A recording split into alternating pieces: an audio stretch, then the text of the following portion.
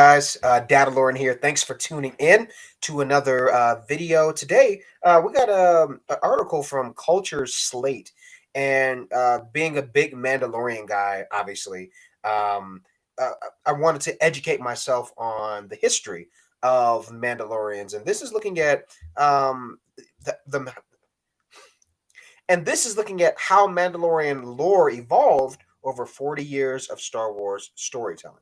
So yeah, let's dive into this. So between the major factions of the Star Wars universe, the Jedi and Sith, the Republic and the Separatists, or the Rebel Alliance and the Empire, there have always been those in the middle. Big corporations like Techno Union and Banking Clan, or crime syndicates like the Hutts, Black Sun, and Crimson Dawn, which we're seeing a lot of in War of the Bounty Hunters currently.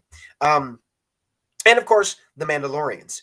We got our first glimpse on their legendary armor in the animated short, The Story of the Faithful Wookiee.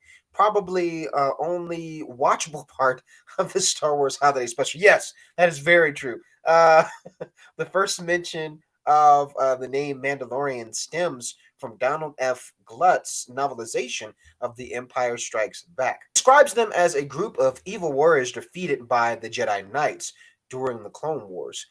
This was later retconned, but this brief description already showed what laid at the heart of the Mandalorian culture.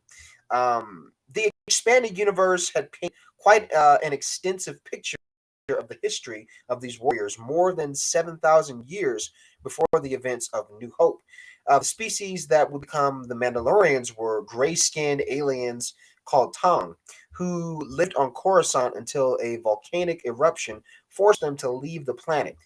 When Mandalore the First and his troops conquered a planet, he gave it the name Mandalore and called his people the Mandalorians. Soon after, they started invading other planets in the same sector, slowly building a reputation as mighty warriors. More than 3,000 years later, the leader of the Mandalorians was defeated by the former Jedi Ulic Kel Droma, leading the first coalition between the Mandalorians and the Sith and their joint fight against the Jedi and the Republic. So during the course of the next 1,000 years, the Mandalorians fought both with the Sith against the Republic and the Jedi, but both sides more or less saw them just as useful tools to achieve their goals and not as their equals. So after being defeated once more, many Mandalorians chose to become bounty hunters or mercenaries, leading to a fractioning into many smaller houses and clans who often fought one another.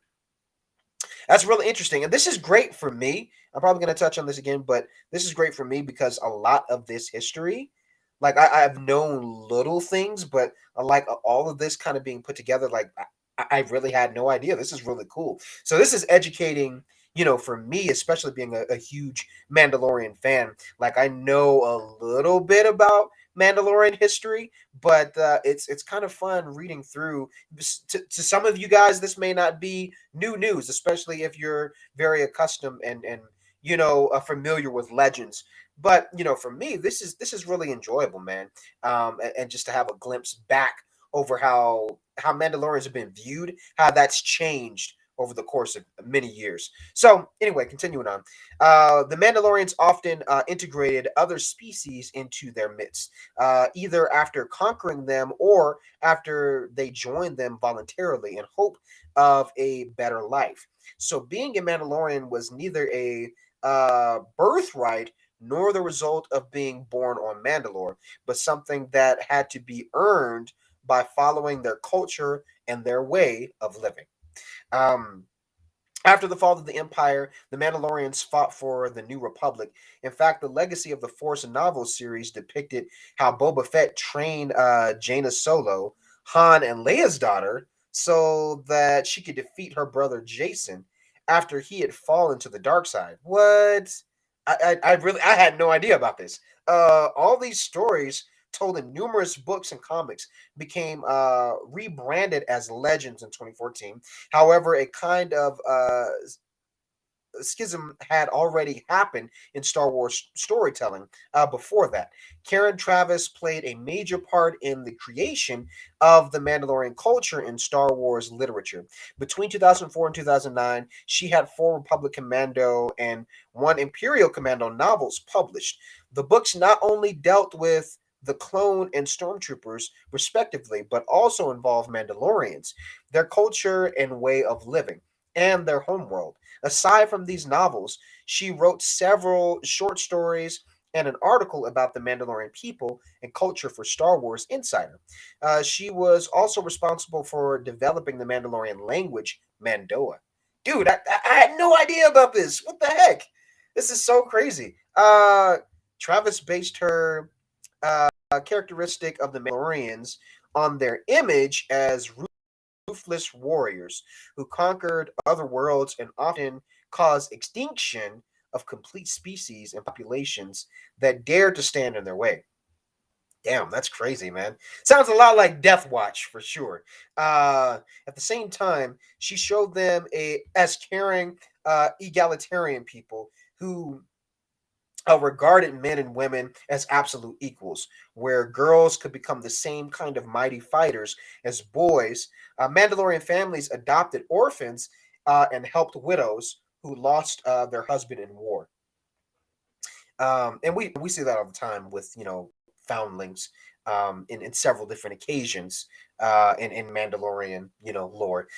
Going on, when George Lucas and Dave Filoni made two major changes when they decided to introduce the Mandalorians in season 2 of the Clone Wars, they decided that the planet Mandalore had been devastated by some cataclysmic event in the past, forcing the people to live under large domes in order to survive. Second, major parts of the population called the New Mandalorians had left their aggressive past behind them, becoming peaceful people under the leadership of Satine Kryz. Only a small faction called the Death Watch were still hanging on to the aggressive warrior ways. Both aspects contradicted heavily with everything that Travis had written of her Mandalorians. And so she decided to part ways with Lucasfilm and Star Wars as a whole, leaving her planned second Imperial Commando novel canceled. Wow, I had no idea about this. That's crazy. And it makes me really curious, like, you know, what was so different in her vision of Mandalorians versus, what George and Dave Filoni, decided to do going forward with kind of the culture of Mandalorians. I would be curious to see, like, again, kind of what was the difference between the two. Interesting. Um, so later seasons of the Clone Wars, Star Wars Rebels, and of course Mandalorian continued the story of Mandalore and its people based on the decisions that were made by Lucas and Filoni in 2009. After the fall of the Republic, Bo-Katan Kryze became the leader of Mandalore, but she refused to follow Palpatine's orders and was replaced by Gar Saxon, a member of Death Watch. Later, Clan Saxon clashed with Clan Kryze and Clan Ren. Bo-Katan would later claim the Darksaber, which had become a symbol of the ruler of Mandalore. The Darksaber was an ancient weapon that had been created by Tar Vizsla, the first Mandalorian to become a Jedi Knight. Realizing that they would never be able to subdue the Mandalorians, the Empire staged the Great Purge, in which many Mandalorians were killed and survivors went into hiding. The dark saber fell into the hands of the Imperial Moff Gideon until, of course, Din Djarin took it from him after defeating the Imperial in a one-on-one fight. Um, and I think that is it for this article. Yeah. So that was a lot. Man. Um, dude, what's her name again? What is her name again? I gotta copied it. Yeah, Karen Travis. Karen Travis. Wow. Um, yeah. Thank you guys, number one, for sitting through and letting me kind of read through this, because a lot of this, again, like I said, might not be new news to a lot of you, especially if you guys are already familiar with Legends. But again, it's always refreshing to kind of get a little bit more history of, Mandalorians, and not just from the in universe perspective, but also creatively, like, how a lot of that has changed, over, again, like as this article talks about, over the course of 40 years, which is pretty crazy, man. But I'm still very curious to see what, Karen Travis, what her vision of Mandalorians, how it differed so much, so drastically compared to what George and Dave Filoni wanted to do. It really makes me curious, seeing like she stepped away from, working with Lucasfilm. It sounds really interesting. I'm just really curious. And if you guys know, if you guys have any other idea or details about that, comment below on this video and let me know, because I'm just curious to kind of know, like, what else would she have done differently. Like, me personally as a fan, I'm happy with, what we've gotten so far, with Mandalorians. Our first introduction to Mandalorian culture, would be, and I'm talking in canon, for canon's sake, right? That would be in Clone Wars, seeing, the Death Watch and whatnot. um but yeah, man, I'm just, this really has me puzzled and wanting to know, like, what was so different and what could have been. Now we need a Star Wars what if, man, and I guess that technically is Legends. So anyway, we're gonna bring this video to a close. Thank you guys so much for watching. If you're new to the channel, be sure to give this video a thumbs up, and be sure to subscribe and ring that bell for future notifications. And there's a lot of you guys that are unsubscribed that watch. So if you've been here before, I'm counting on you. We're trying to get to 10,000 subscribers. That's our short-term goal right now. So I need your help. Please be sure to subscribe. It would make my day. It'll make me smile. Seriously, I appreciate you guys' support, and I will see you for the next video. Peace.